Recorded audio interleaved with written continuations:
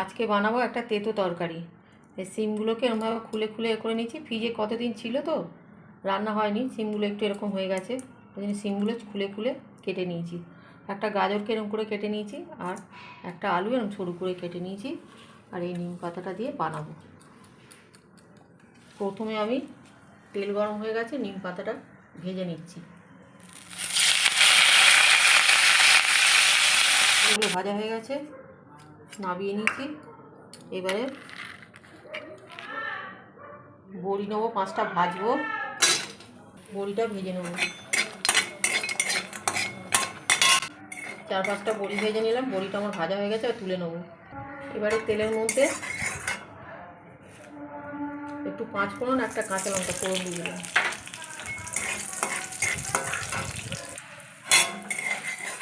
ফোড়নটা আমার ভাজা ভাজা হয়ে এসছে। এবার আমি আনাজগুলো একটু একটু করে দিয়ে দেবো। আলু, সিম, গাজর সব একটু দিয়ে দেবো। এবারে এগুলো আমি একটু ভাজা ভাজা করে নেবো। এবারে এটার মধ্যে আমি একটু হলুদ দিয়ে দেবো, 1/2 চামচের মতো হলুদ দিয়ে দেবো।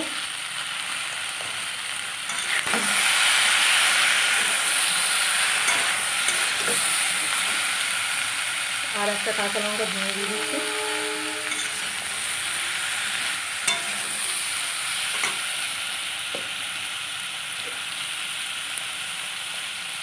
একটু ধনে জিরে গুঁড়ো, এটা একটু দিয়ে দেবো।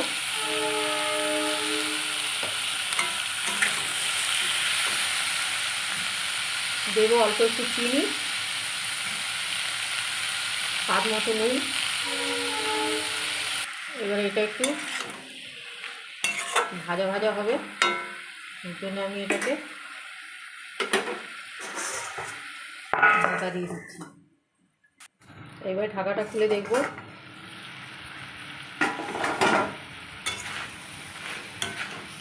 এই পর্যায়ে হয়েছে। এবার আমি বড়িটা দিয়ে দেবো।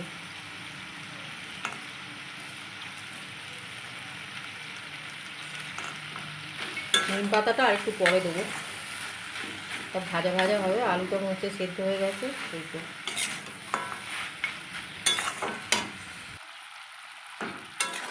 এবার এই তরকারিটা হয়ে এসছে। এর মধ্যে এবার ভাজা নিম পাতা দিয়ে দেবো।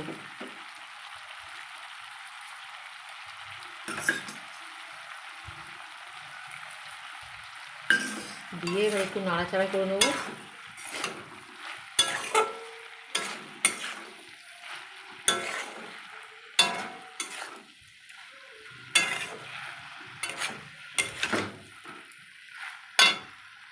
হয়ে গেল আমার তেতো তরকারি।